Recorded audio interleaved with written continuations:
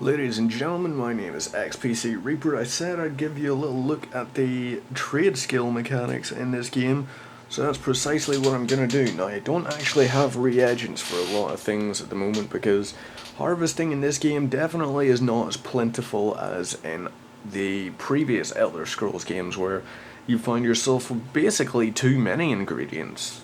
You could walk along and you'd be finding them all over the place, beside the roads, next to trees. But in this one, there are a lot less ingredients for the alchemy, as well as introducing some new trade skills, I suppose you could say. But alchemy, I'm just going to give you a basic explanation of it. You can see I've got the natural water, which makes level 3 potion. You get a variety of different types of water in this, which you can use as your solvents. So for example, I could use that, and if I did have reagents, I could place 2 of them in there. Now, to make a potion, the two reagents have to actually share a common functionality, for example healing or frost damage or something like that. Now, that's basically the same as it always has been. Enchanting is different this time around, because you'll notice that there are all these things talking about glyphs, and what you can do is you create a rune, or you create an enchantment using 3 separate rune stones. You've got ones potency, essence, and aspect, and each one is bound to a specific phrase.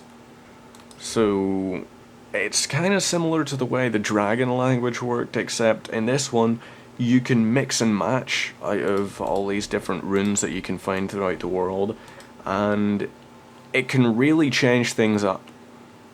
If you change just one of the runes, you might find yourself creating a completely different enchantment to what you were creating before. Now, the Armoured Forge is where I can find a blacksmithing station, Port Hunting's open marketplace, so we're going to go over there. This of course is the Daggerfall Covenant area. Now, I will admit, I've found significantly fewer ingredients playing as the Daggerfall Covenant than when I was playing as the Ebonheart Pact. Perhaps it's to do with just the starting areas being different. Where is it I'm going to? Right, yeah, I'm going up this way. So yeah, it seems like in terms of ingredients, for the first while of the game at the very least, it definitely seems like the Daggerfall group have a fair amount more. Now you can see this is a new system for the game. This is a new way they've done smithing. You've got a variety of different things. You can refine, you can create, you can deconstruct, you can improve, and you can research. Now, refinement is basically, it's like smelting. For example, if I had 10 iron ore, I could refine that down and I might get 7 iron bars out of that, which I can then go into creation and use to create stuff. Or if I've got stuff which I don't really want, like I'm never going to use a greatsword, I'm a mage, why would I possibly have any use for such a thing? So deconstructing that got me 2 iron ingots. If I choose this and deconstruct it, I've got another 2 iron ingots. I could take this, I've got 3 iron ingots now, and you'll see that it says style Breton. It'll require me to use molybdenum. I believe that's how you pronounce it, and you can purchase those from vendors. But one of the really interesting things about this is actually the ability to look at an item. For example, a dagger, 2 to 8 iron ingots. The minimum I can use is 2 ingots to create this, which will give me a 10 damage iron dagger. But if I wanted to invest more, I could use 3 for a 13, I could use 4 for an 18, 5 for a 22, 6 for a 25, I could even have a 28 damage dagger for 7 ingots, and I'm guessing around 30 will be the 8th tier, which is actually pretty damn cool about this. The fact that you can customize like a level 1 item is going to be different from a level 4 or a level 6 or a level 8 or a level 10 or anything really. And that's definitely one of the most interesting things about this. The fact that you can actually choose to scale your equipment. And it's not just a case of improving your stuff, but you can actively scale it. The same goes for woodworking. For example, if I wanted to create, say, an inferno staff using maple, you've got, well, I've got 0 at the moment. I've got nothing to deconstruct as well. I've also got no weapons I could improve, and I can't actually research anything at the moment because materials are much harder to come across in this than they were in the previous ones. There's no doubt about that. I want to see if I can find a cooking station, which might allow me to make some food. Clothier. I'm not sure actually how you pronounce that. Is it clother? It's weird. Okay, well, clothing station. So I have got 8 rawhide scraps. I could actually, if I had 2 more, refine that to get rawhide out of it, and then I could use a variety of things. I could use jute for making things. I could use rawhide. Now rawhide is a medium armor, whereas jute it's more like your sort of cloth material. You could even deconstruct. You know what? I'm gonna deconstruct some of these rawhide boots. No intention of wearing you. Homespun breeches. What will that give me? That gives me 2 jutes. Smuggler's vest. What will that give me? Okay, so that's giving me hemming, star metal, and rawhide. That sounds actually quite fancy. Okay, fair enough. Well,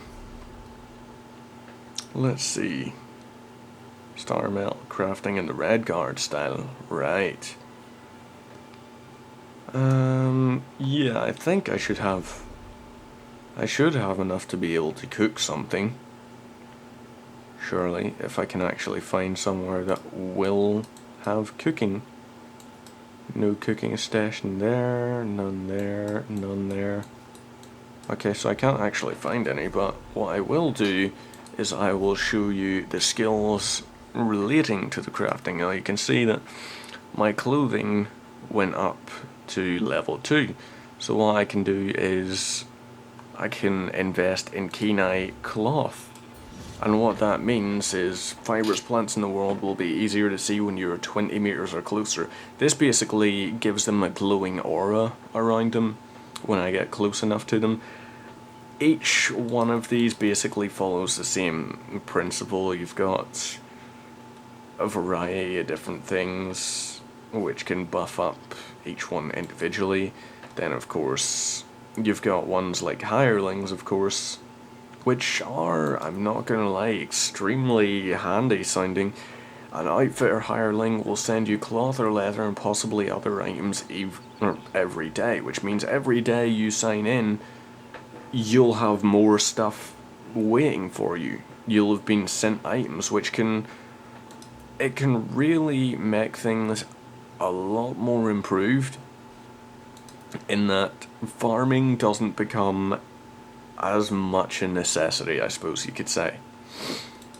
You don't really have to do the same as in World of Warcraft, where you're basically going to have to wait to 2 AM until everyone from your realm has gone to sleep in order to go and collect the ingredients. Because in this, the trade skills are very much side grade. Like, what I mean by side grade is that they're not as demanding, really, as in other ones. I'm gonna actually just quickly scan about and see if I can find any fibrous plants. There's a shiny guy indeed. Yep, he was glowing. Yeah, okay. So yeah, that's a sky shard apparently. I didn't even realize that that was there. Okay, so that's not too bad. So 2 out of 3 to progress towards a new skill point. I could invest in something. But it looks to me... Yeah, it looks to me like fibrous plants aren't actually available around this town, so I'm guessing they're more out in the wilds. But I feel I've given you enough. Oh, this wolf might actually provide me with rawhide, which I could then use to craft stuff. Damn it! No loot off a wolf. Can't even take its skin. Bugger. He's stingy. Oh well. I'll create that wall of frost. That'll deal a bit of damage to them over time. Oh, jeepers, oh.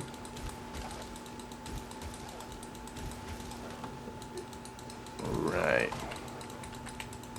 Basically having to do what you would do in any Elder Scrolls game.